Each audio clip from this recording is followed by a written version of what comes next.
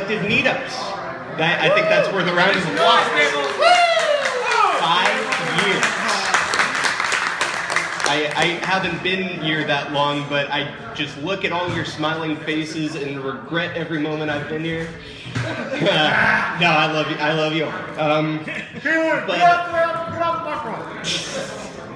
That's Jim, everybody. Professional heckler. But today we have a very special guest. This man right here, very accomplished. He has voiced, among the things he has voice acted for is Spider-Man from Spider-Man and Friends back in '81, Cooler from the Pound Puppies, Slipstream and Beachhead from G.I. Joe, and our favorite, the reason we're all here, the male model from Moonlighting, right? Yes. You were in that with Bruce Willis? I was, yes. Yeah. No, he's Bumblebee, everybody. Bumblebee's here. Make some noise, come on. Yeah.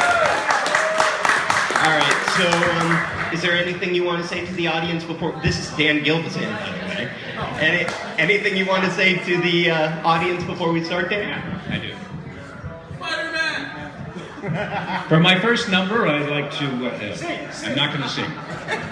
First of all, I want to thank you for inviting me down here. This has been great.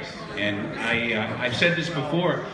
We do a lot of conventions, and they're all really large. And I don't get to spend the kind of time that I got to spend with you guys today. So this has been a real treat for us, too. So thanks for having us. I guess we're going to do a Q&A, but let me just talk a little bit about the show and about how it was done and about my fellow castmates and all that kind of stuff. I walked into an audition for this show in 1981, and I didn't know anything about Transformers, or nobody did really, what they were supposed to be. They were a Japanese toy line at the time that Hasbro took over, or actually bought the rights to bring to the United States. So after the first audition, they have what they call a callback, and that's if they're interested in you, they have you back again. And I came back for the callback, and Wally Burr came out. He was our director, and he said, "It must be really nice knowing you already have a role." And I said, "I beg your pardon," because this was unheard of. You didn't go to the audition and find out that you had the job already. I said, I don't understand what you mean. He said, well, they want you to play Bumblebee, but they also think they might want you to play Spike also, because I had the young voice and Spike was obviously a young character.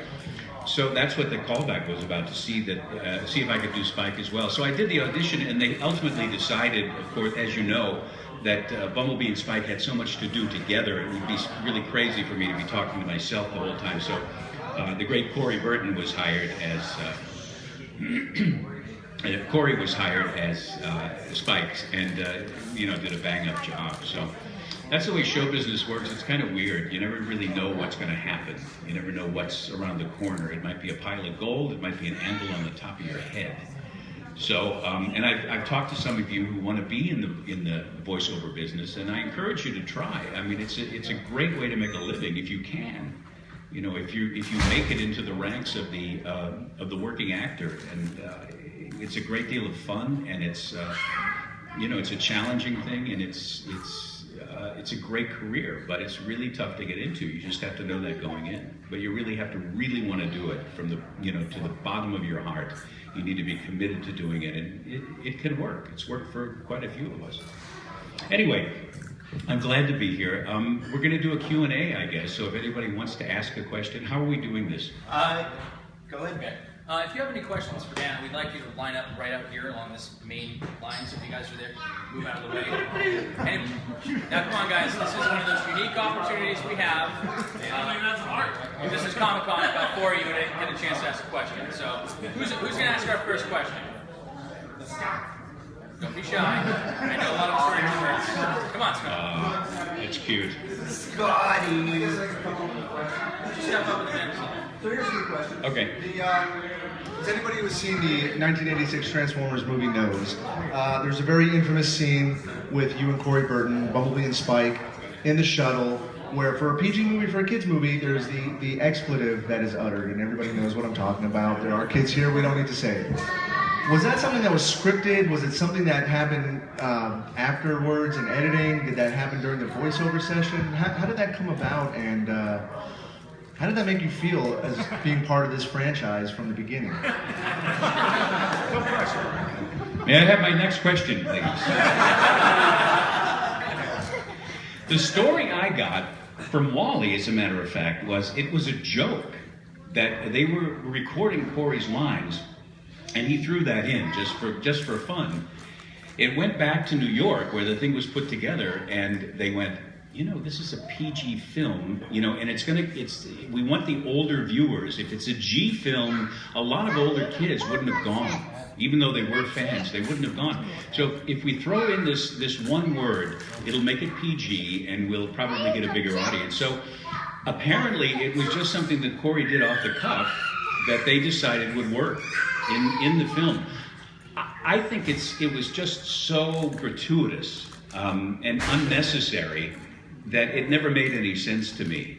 I mean, I'm not a prude or anything like that. It just, why?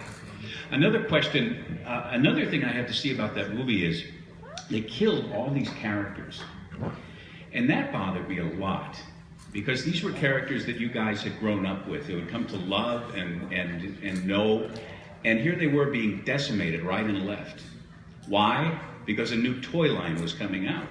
I mean, that's basically the bottom line for this show. Even though the shows were done really well, they were done to sell toys. That's what it was all about. So I was upset. Now, I was happy in a way because Bumblebee lived through the movie. So I made it through the film, and I was able to do the dance number at the end, which was kind of crazy too. But that's the story with Corey's little expletive that was told to me by Wally. So I assume is the correct answer. Thank you. So long story short, blame Corey Burton. It was Corey's fault. Yeah. By the way, Corey's a great talent. Corey, I mean, how do you go from Spike to Brawn? I mean, that's range, you know. Frank Welker, of course, is brilliant. But Corey really is a really fine talent, and it was a pleasure to work with him. Still is. I see him occasionally, and he's very shy. He's very withdrawn, but when he gets into the character, he explodes. It's amazing. Yeah. Anyway, anybody else? Next question. Can I get a hand here? Anyone? I got a question. Yes. You voiced more than Bumblebee. You voiced a bunch of other Autobots. What was the audition process for additional Autobots like? Did they just give it to you, or did you have to? Yeah, that's interesting. There was no audition process. When characters came along, a lot of different characters came along during the run of the show. And sometimes they had a couple of lines or just a few episodes and they were out. That's all you saw of them. So for those really limited characters, Wally would stop the recording. And in those days, we were allowed to do 3 voices for the same price as 1 voice. So Wally would say, okay, so we had a new character, you know, Buzzsaw or whatever. And he'd say, okay, Buzzsaw, who has less than 3 voices? And Frank would never hold up his hand because Frank was doing 12 voices. And so whoever didn't have 3 voices would say, I'm only doing 2. And they'd say, okay, can you give me a Buzzsaw thing? And so you'd go like, hey, yeah, this is Buzzsaw. And you go, yeah, that's fine, you're Buzzsaw. And that's how it was done. For the larger characters, they did have actual casting calls, like for Hot Rod and those kind of guys. For the larger roles, they always had casting calls. But for the smaller characters, for the characters who didn't do a lot, they were just assigned on the fly. As a matter of fact, it's weird because I did Outback, but Greg Berger also claims to have done Outback. And what I think happened is one of us was not at the session. And they said, you know, Gilvezan's not here. Greg, can you do Outback for us? Or it might have been the other way around, I'm not sure. But apparently we both did that character. I thought they just lost track. No. There's so many of them. Yeah, I know. No, I think that's what happened, is one or the other of us weren't at the session. So they said, yeah, you do it, it'll be fine. So that's the story on how those roles were assigned. Anybody else? Yes. Your favorite episode? Yes, I do, as a matter of fact. Where's that one I signed over here? Where's the VHS? Oh, I guess I'll have to transport to Oblivion. Yeah. Because that was, yay! I know, it was really good, wasn't it? I was especially good, I thought. Well, don't you? He nodded. He nodded. Transport to Oblivion, because that was the first one where Bumblebee had a lot to do with Spike, and I had a lot of fun with that episode. Here's an interesting bit that I don't think I've ever shared at any convention. And what reminded me was these VHS tapes, which were produced after the show started to run. They took the first 13 episodes and they put them out as VHS tapes. Now, we're all Screen Actors Guild members, and that's who covered this, who covered recording for animation. And we had just signed a new contract that said we get a piece of the action for any sales, any ancillary sales that are done, like tapes and that kind of stuff. It was a brand new thing. Nobody had done it. Nobody knew what to expect. I go out to my mailbox one day, one bright and sunny day, and there's a pile of checks in there from the sale of these. Each one of the checks from the 13 episodes was like $1,200, $1,500. It was like $18,000 sitting in my mailbox that I had not expected. The cast starts going, "Did you open your mail today? Did you see what was in the mail? Did you get your mail today?" And we were amazed. I mean, you talk about a gift in this business, and it was insane. So I don't think I've ever shared that before, and that's part of this business too. You never know, what's going to happen. And that was quite a treat for me. As a matter of fact, I still have a few of those checks. I never cashed them. Anybody else? Questions, comments, Concern. Insults. I do have a question. Yes. As many know, I'm a fan of Bumblebee, but I also drive a Bumblebee Camaro. So, what is your impression of Bumblebee now? And were you a fan of how it evolved from how you portrayed Bumblebee to how he is now to little kids nowadays? No, the only true Bumblebee is the Volkswagen.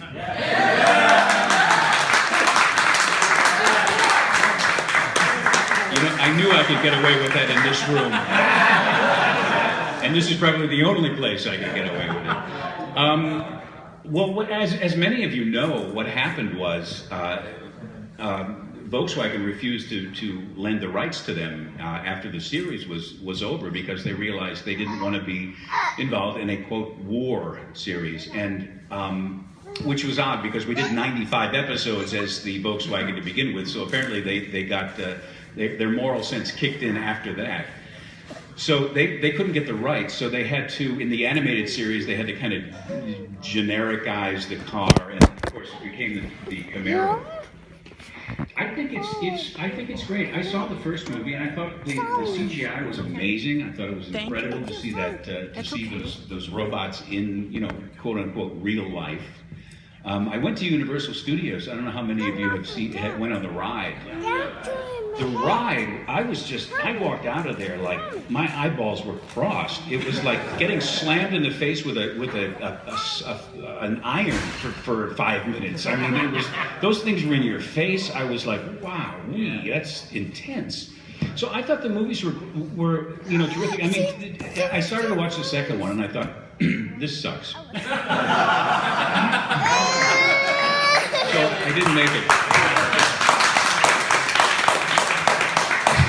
I understand the third one was better, so that's good. And there will be more, of course, because they're making bucks. I will say this: I'm grateful to Michael Bay for bringing this to people's attention, because it's really kicked off this whole resurgence of Transformers. I don't think this would be anywhere near as big without his films.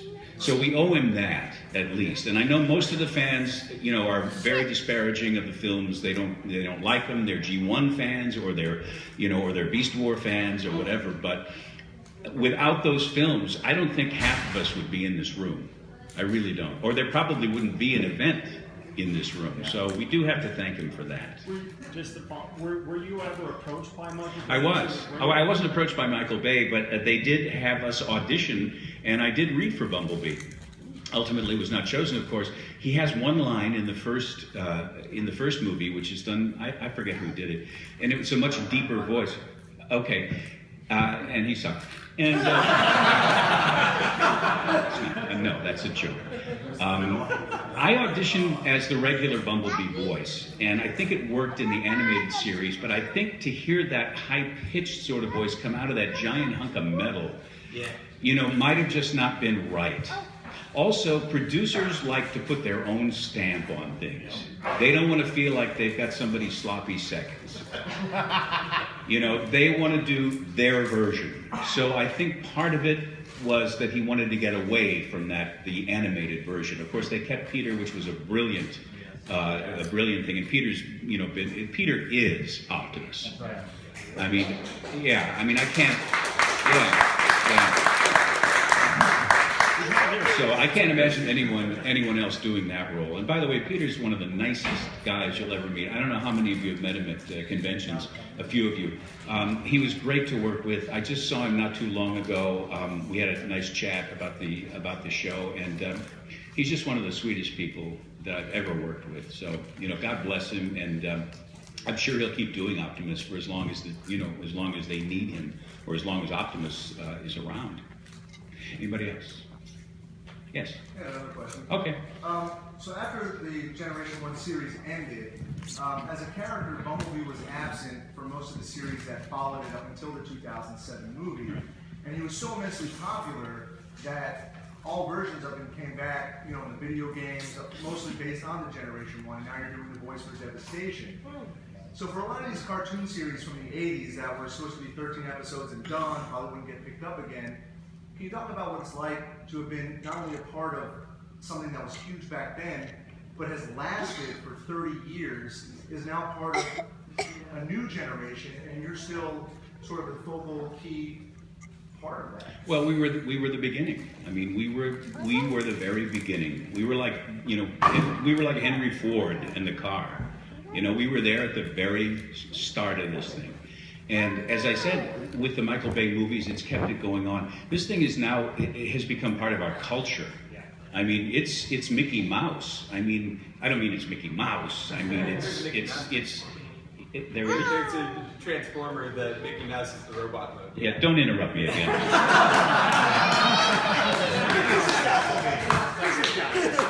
You let him in. I love you, Kellen. You're a good man. So it's become part of the culture, and it's very gratifying, of course, to have been a part of it. And I said this before, and other actors have said the same thing, like the Star Trek people and those folks. It was a job for us, and we enjoyed it, but nobody ever expected this to go on like this. I mean, I did a raft of shows in the 80s because all these toy companies, after G.I. Joe and the Transformers, said, wow, I want to have a 65-episode series for my toy line, too, so I can sell a lot of toys. So it was a golden age for voiceover. I mean, I did tons and tons of, we did Dino Riders and Sectars and G.I. Joe, and I guested on just a bunch of other series that were tied to toy lines. Many of them, or most of them, have been forgotten. But this thing goes on and on and on. And I think one of the reasons is, and I talk about this in the book. Let me just plug this book real quick. This book, which we're selling here for the tiny price of $15, autographed. Yes, it's true. I like your button. It's nice. He's wearing a button. It's not, I know, it's good. It's good. Anyway, where was I? Oh, no, what was I talking about? Oh, no, but there was something in the book that I wanted to reference. Well, never mind, it wasn't important. What? He keeps interrupting me. I wish, somebody throw this bum out here. Oh, yeah, okay. Yeah, this one has legs. G.I. Joe has gone on as well. There's a big fan base around Gem, which I also did. my daughter's apparently he's not. What happened with Shane? Shane just shrunk by about 4 inches. Okay, who here has seen the Gem trailer? It's not Gem. No. Oh, I see what's happening here. All right, I understand. But anyway, so some of these have gone on. None of them were as popular, including G.I. Joe, are as popular as Transformers. And once again, I think the movies had a lot to do with that. Yes. Is there a moment when you realized that this was like your first fan interaction where someone might recognize you as Bumblebee? Yeah, well, when I did my first convention, which was BotCon, and it was before it was called BotCon. Joselle, what was the name of it? Do you remember? Hey, my wife is here, by the way, Joselle. Let's say hi to Joselle. Hi, She was not paying attention to you at all. Joselle. Well, that's pretty much what happens at home too. So, oh my gosh. That was when I realized how large this had become. When all these people came up to me and said, thank you so much, and it was really sweet to hear. But I had no idea that it had become as big as it was, and it's growing more and more. And with these guys, I mean, we've got another generation coming up who's watched it thanks to Netflix and the DVDs and stuff. We got G1 fans who are like 4 years old. It's amazing. And I think, I know what I was going to say. Part of the great thing about Transformers is it's so friggin' cool. It's not just robots, which are cool anyway. It's robots that turn into other stuff. That's really ultra cool. So there was that whole engineering thing where you got the toy in your hand, and it was like, look how this thing goes, and it turns from a robot into a car or a plane or even a tape, a cassette tape. That's part of the reason too, I think, and you guys got to agree with me as fans. I mean, it's just a cool concept, and I think that's part of the popularity too. Anybody else? It was cool, but it was also like the personality that you guys, as the cast, breathed into the character. Well, I gotta say, yeah, you know what? This was really designed to sell toys. That's what this whole series was about. But it was really done well. I mean, a lot of thought was put into these characters. The casting, I think, was excellent as far as the different character voices. But the way they were written, they all had their distinct personalities. And that's a testament to the writers and the producers who did the original show. It was quite an accomplishment. In fact, when I first auditioned for this show, I thought, oh great, one of these animated series to sell toys. And then when I read the scripts for the thing, I thought, wow, this is really done well. And then when I started, they showed us a few early cuts from the first couple of episodes, and I thought, this is done really well. This is going to be interesting. So a lot of thought was put in it, and a lot of production value was put into that show. So that's another reason I think it caught on the way it did. Anybody else? Questions? I have a question for you. Yeah. Very basic one. Have you yourself ever owned a Volkswagen bus? You mean a drivable Volkswagen bus? Yes, drivable. No. All right. Kickstarter. We're going to start it later today. We're going to get him a Volkswagen. Oh, I get a Volkswagen? Cool. It's got to be yellow. I did have. Okay. I did, and I'm one of these nuts who really loved the characters that he played. I did Spider-Man on Spider-Man and His Amazing Friends. My favorite. I just want You're a good man. And I was really proud of that because I was a big Spider-Man fan going into it. I as a kid, I got all the comic books and I loved it, and I was really thrilled to be it.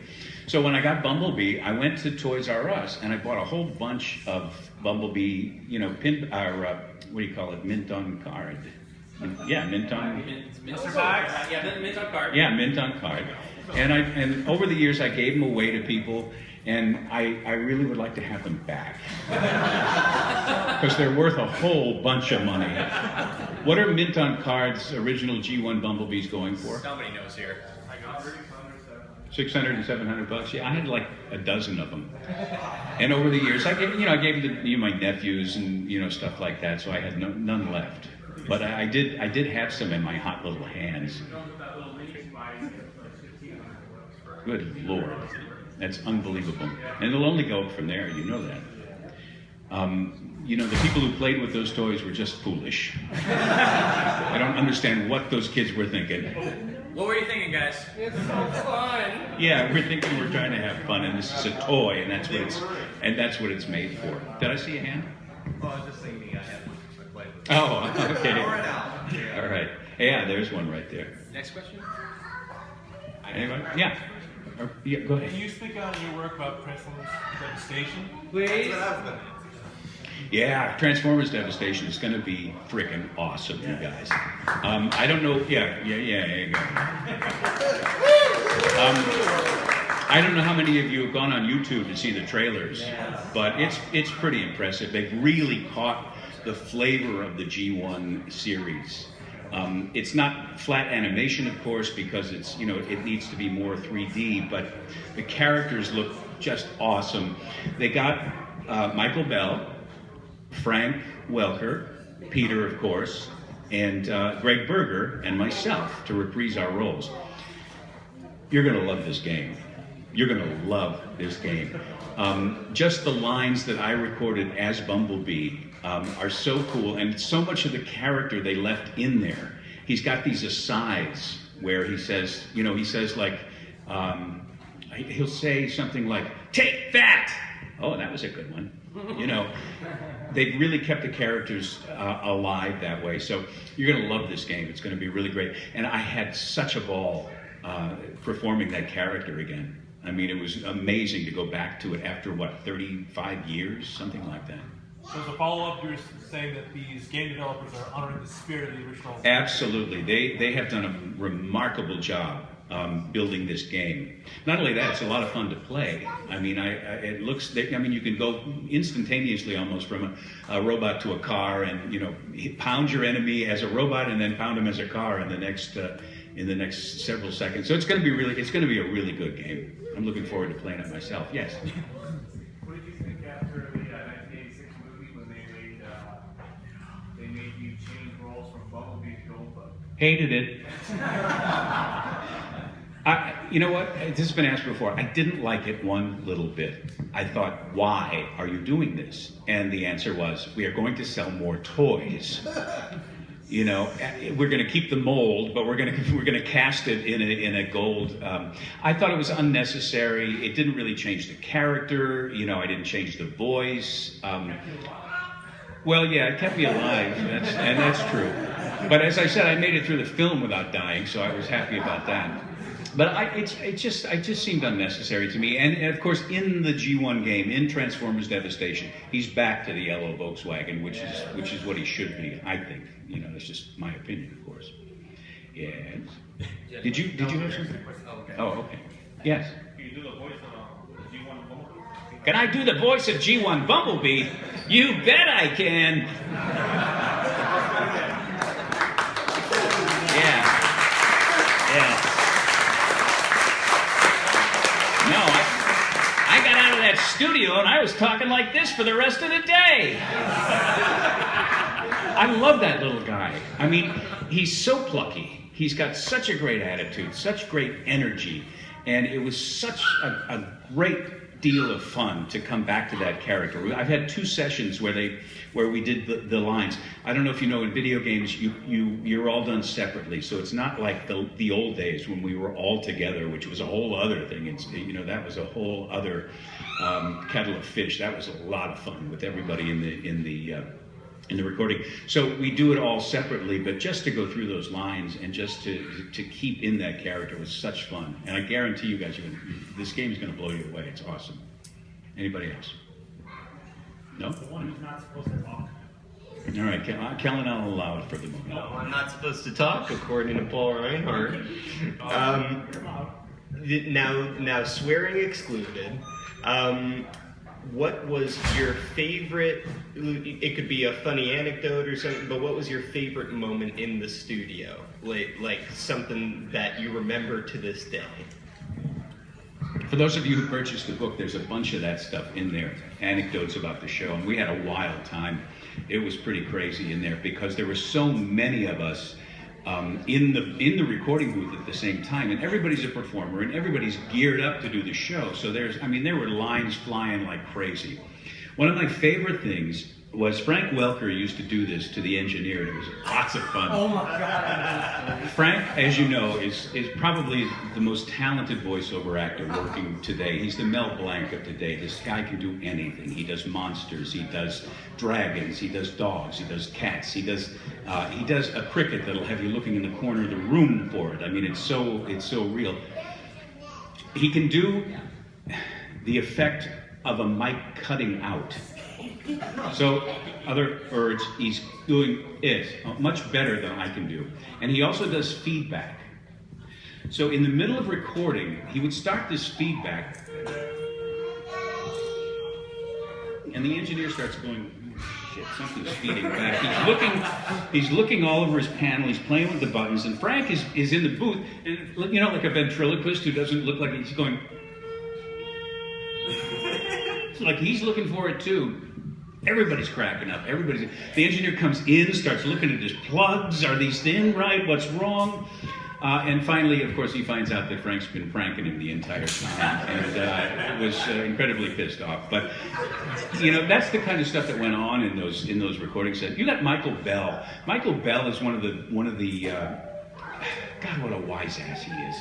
He's such a Michael can cut you down and make you laugh to death while he's doing it.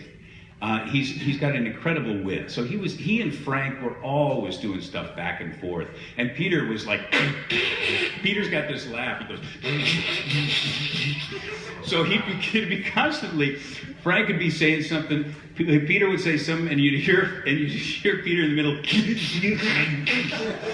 It was wild. It was a wild time. It was a wild time and a lot of fun. And I miss that too, because as I said, the video games are all recorded separately. We don't really have that kind of experience anymore, so it's too bad. It's too bad for us. Anybody else? I'm gonna wrap this thing up if nobody's got something. One last question. I'm sorry, 3 is the limit. Oh, this is your third one, okay.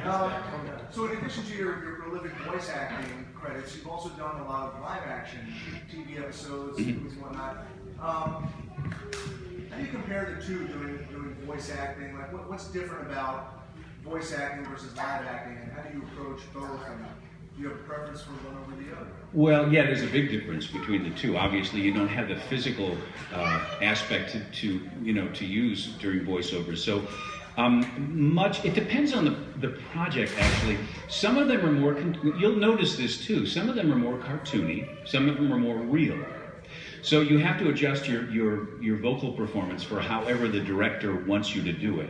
Now, Transformers was a very hyped up show. There was a lot of energy, there was a lot of battles and that kind of stuff. So that's the energy that we needed to play it. I've done other more intimate shows where it's almost as if you were doing an on-camera role. And when you're doing on-camera TV, everything is very small. I remember the first time that I was on the set. It was Hill Street Blues. That I did a few episodes of. And I remember I was standing off to the side, and I was a stage actor. So that's how I started. And so I was used to, now is the winter of our discontent, made glorious summer by this son of York. I was used to that. They're doing the scene over here, not 15 feet away. I couldn't hear them. I'm going, how are they possible? That's the way it is with TV and movie acting. You can do a scene like this, where it's so intimate because the microphone is right there. And that's a real adjustment that I had to make as a performer, as an actor, because I had a tendency to be too big, and the director would constantly be pulling me back until I got that camera was right here, and the microphone was right there, and you really didn't need to do much. In fact, if you did a lot, it looked stupid. So there's a big difference between on-camera, stage, voice. They're all different techniques, but it all goes back to the original, the stage. That's where it all comes from. And that's for those of you who are thinking about a career in this business or in voiceover, take acting classes. Don't just take voice classes. Take acting classes, and really get into that, because that will help you. That will help you perform in the voiceover world as well. Anyone else? Yes, Shane. this is just because I like doing this. What is the oddest thing that you've ever had a fan ask you to sign? Because I personally have a coffee maker with 3 or 4 different Transformers voice actors signed by it, and it always gets an eyebrow raise. Is that right? Oh yeah. A guy maybe. You're weird. Yeah, you weird, Shane. I know that. I guess the weirdest thing was somebody had me sign his arm. I mean, which was odd. I've signed for ladies. I've signed just above the important part, up in here. Body parts, I guess, is the strangest thing I've ever been asked to sign. And somebody had a Bumblebee. This was really quite a compliment. Somebody had a Bumblebee tattoo, and they wanted me to sign it so that they could go to the tattoo artist and have them tattoo it so it would be permanent. So I thought that was great. I charged them a great deal of money for that. If this is gonna last for the next 80 years, I want some dough, dude. Yeah, that's right. Arm residuals. Every time you show this to someone, I want you to give me $2. That's how we are. Anyone else? Anybody else? Going? Gone. Okay, this is going to wrap up this part. We're going to stay, Joselle and I will stay for another 15, 20 minutes to get anybody else taken care of that needs to be. We still have books, we have pictures, we have free buttons. So come see us if you haven't seen us already, and thank you so much for being here. Thank you.